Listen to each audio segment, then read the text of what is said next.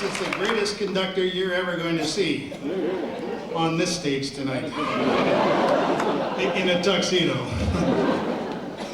He's also one of the finest trumpet players on the west coast of Falls Creek.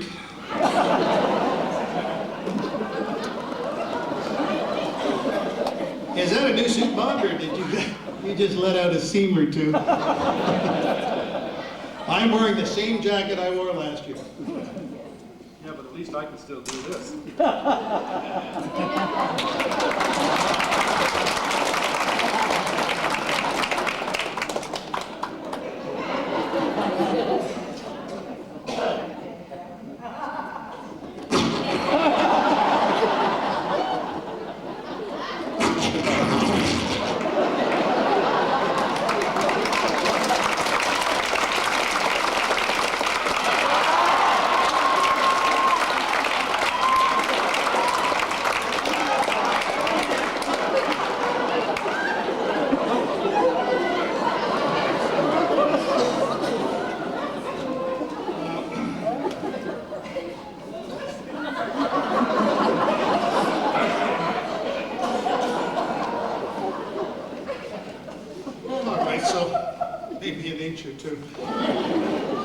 Well, how about these for some blockbuster composer names?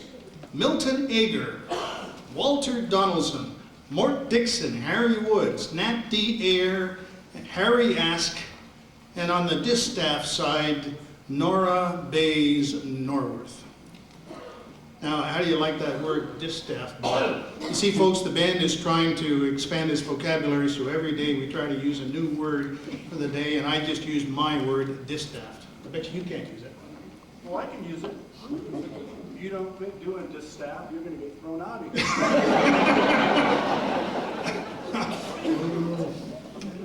Must be getting close to Christmas. I think the Grinch has returned. While none of the composers I mentioned ever reached the same level of fame as Irving Berlin and Cole Porter, they were compatriots of theirs and shared the joys and sadness of life as tunesmiths on Tin Pan Alley. You don't remember their names, but you probably have been whistling and singing their music for the last 70 or 80 years. They wrote Ain't She Sweet, Carolina in the Morning, I'm Looking Over a Four-Leaf Clover, Oh You Beautiful Doll, Baby Face, Shine On Harvest Moon, and Happy Days Are Here Again. Here is our salute to Tin Pan Alley.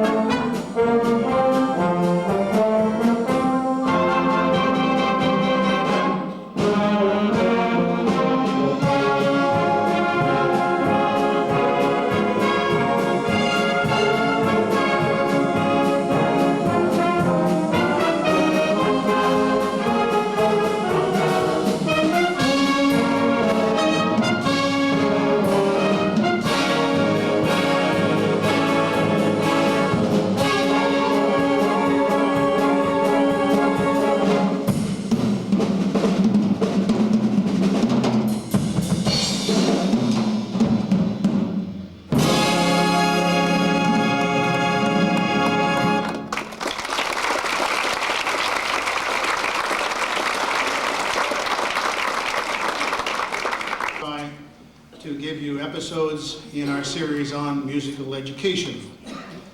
Tonight's tidbit has been submitted by our bassoon section, and I see once again this year it has been phrased as answers and questions. The answer is shine a light in his ears. The answer is shine a light in his ears. The question is, how do you get a clarinet player's eyes to sparkle? Okay.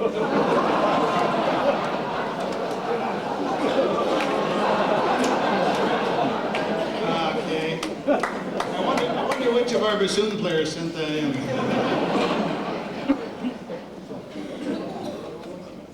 We have been very fortunate as a band, especially in these days where everything else seems to be downsizing, to have grown consistently in numbers over the years.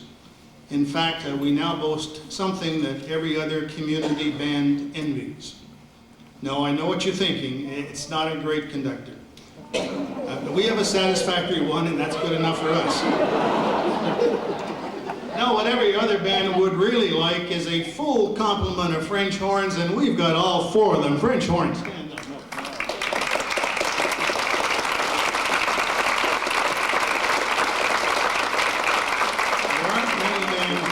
To have four French horns, and they lend a magnificent quality to a group. So we're now going to present a number that highlights their distinctive sound. We present Johnny Burke and Jane Van Heusen's lovely ballad, Here's That Rainy Day.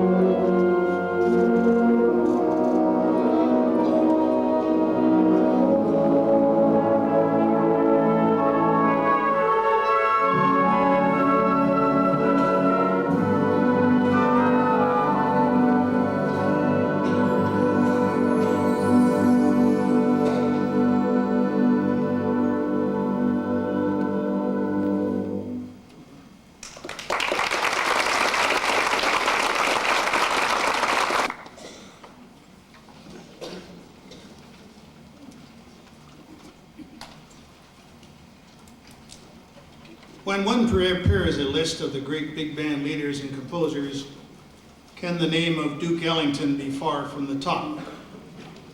He wrote music that reflected every human feeling, the mystery of his azure, the resignation of I let a song go out of my heart, the loneliness of solitude, the gay abandonment of a don't mean a thing, and the elegant feeling of a sophisticated lady, the blues of mood indigo to the excitement of caravan, and the joy of love as reflected in the closing bars of this arrangement with In a Sentimental Mood. A Duke Ellington portrait.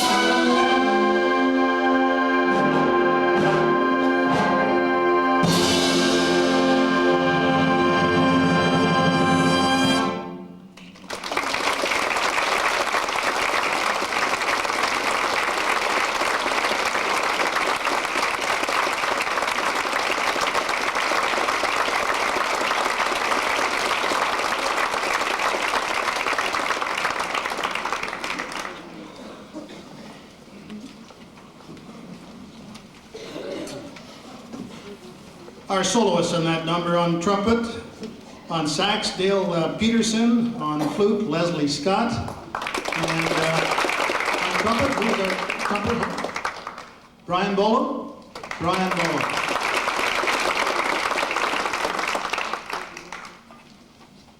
And now for the second episode in our continuing quest for musical education.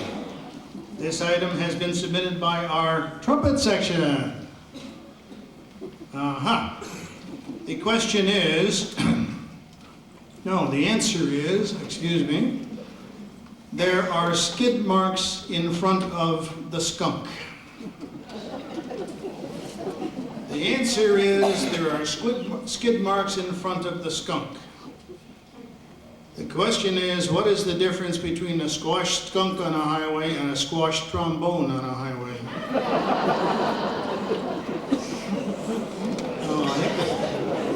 Ooh. Are the trumpets and the trombones sharing the same dressing room? The Legion Band and Color Party are eagerly awaiting next spring when we will be departing for a 2-week trip to the Netherlands as part of a large contingent of Canadian veterans. During the early part of May 1995, the people of the Netherlands will be celebrating the 50th anniversary of the liberation of their country.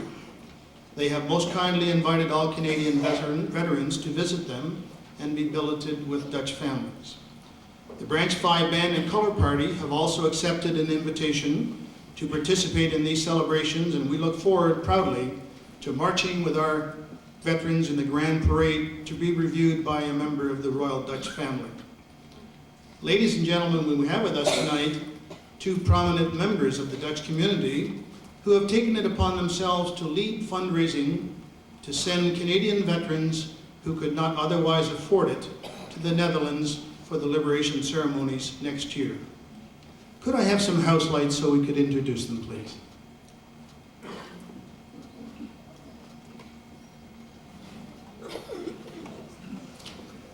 Here they are, the owner-manager of Art Plant Land at Fantasy Garden World, Mr. Frank Van Hest, and the head of Giro Holdings Limited, Mr. Jerry Van Gelder. Please stand up.